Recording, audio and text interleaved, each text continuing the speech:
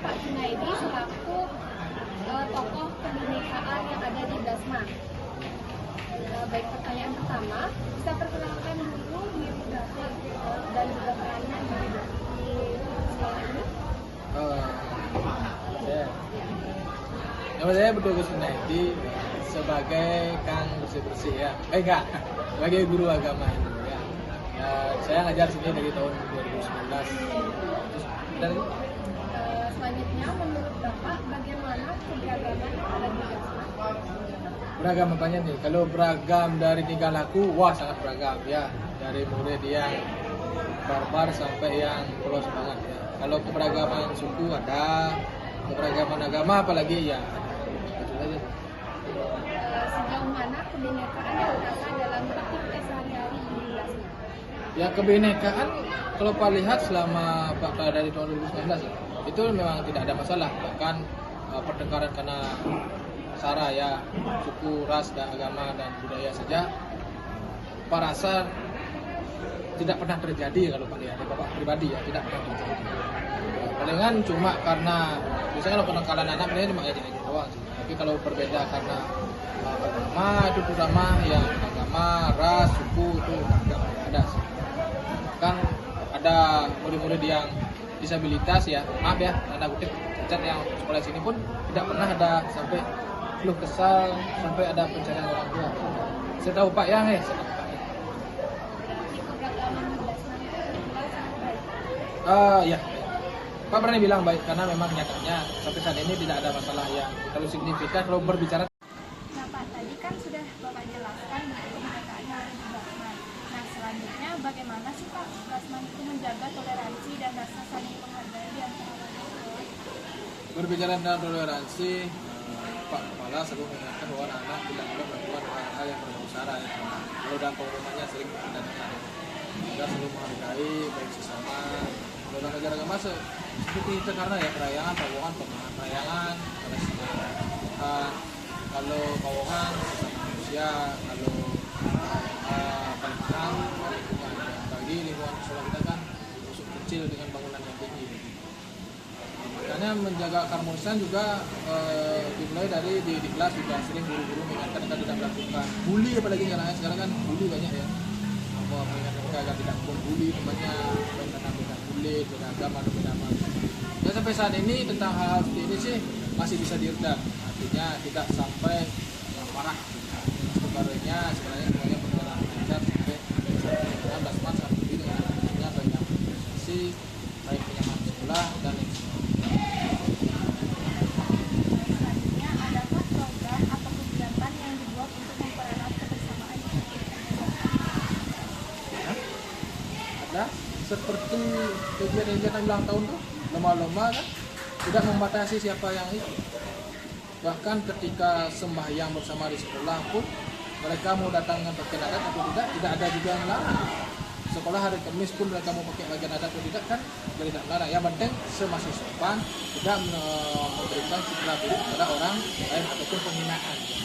Misalnya ya semua nyaman-nyaman saja. Bahkan guru kita pun ada yang berbeda agama, berbeda suku, ras, itu tidak ada masalah sampai sekarang kayak kita berbeda sama-sama biasa. Karena ya kalau bisa program yang ada itu seperti programnya dari keagamaan, contohnya moderasi agama, itu kan itu kita waktu itu bersama dengan bagian agama yang berbeda ya.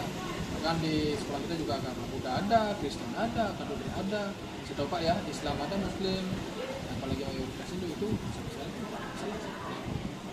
Makanya kalau program-program yang ada itu juga ada seperti kegiatan tahun, jalan santai, kegiatan bulan bahasa, itu semua juga tidak membatasi hanya untuk agama-agama tertentu. Kalau memang mereka bisa bahasa Bali, kenapa enggak? Itu mereka bisa. Ya, itu bisa tanya sama guru-guru yang lain juga, jawabannya juga sama. Mereka tidak pernah membatasi itu. Jadi kalau program pun tidak pernah membatasi mereka yang mau beragama di mana ya. Gitu, di guru-guru pun juga tidak ada. Itu saja. Karena kami di sini saling menghargai. Di samping itu kan pasti ada tantangannya. Nah, kira-kira pernah nggak di Dasma itu ada tantangan atau konflik terkait keberagaman? Kalau tentang keberagaman karena pandangan siswa sih, kalau saya bilang cuma tidak sebesar yang dibayangkan.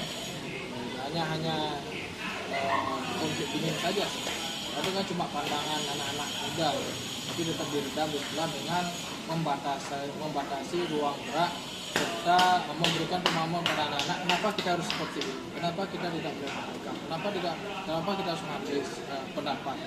Misalnya beda pendapat kan sering jadi sebuah problem dalam kegiatan siswa, baik itu dalam misalnya punya perkumpulan atau apa begitulah contohnya. Jadi merasa di sini apalagi sekarang terkadang ada kelas, setiap kelas dengan ada kelas itu biar tidak ada konflik itu selalu diingatkan agar selalu menjunjung sportivitas, selalu menjunjung yang namanya kebenaran dalam lomba gitu, menghargai namanya panitia dan juri. Nah, selanjutnya solusi apa yang dilakukan oleh sekolah untuk membuat konflik tersebut? Solusi, kalau berbicara solusi pastinya pengarahan kepada siswa sekolah ya.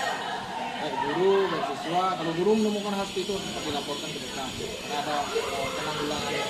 Jadi kalau bandel biasanya akan langsung panggil BK, masih lagi begitu langsung panggil kepala sekolah sampai semoga aja tidak terjadi ya, sebagai kadang bisa pemecatan ke pindah sekolah. Itu maksudnya. Nah, selanjutnya mungkin ada pesan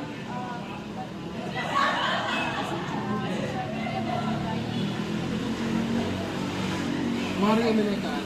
Begini aja sih pemikiran. Dimanapun kita berada, tidak ada satu hal yang sama ya. Bahkan warna baju, kulit, mata kita pun berbeda antara kiri dan kanan bagaimana pandangannya. Ada bibir atas, bibir bawah. Jadi tidak usahlah membeda-bedakan diri dulu berlebihan. Ya mungkin hal sama itu bagus, tapi kalau semua sama, jadi tidak bagus. Bayangkan aja kalau sikat kalian warnanya putih semua, kamu sebut menu dengan apa begitu.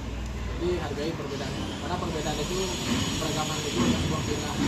Hutan itu indah, itu indah karena perbedaan yang dilihat dari jauh. Makin dekat akan banyak variasi vegetasi yang ada. Itulah keindahan keberagaman kita dalam kehidupan. Jadi seperti ajaran dalam agama ini salah satunya tentang Trihita Karana. Jadi ya hubungan dengan Tuhan, hubungan dengan manusia, hubungan dengan makhluk hidup itu harus kita jaga bersama, karena perbedaan, dengan menjaga perbedaan kita bisa menjaga keseimbangan. selanjutnya apa harapan Bapak untuk pelaksanaan kedepannya dalam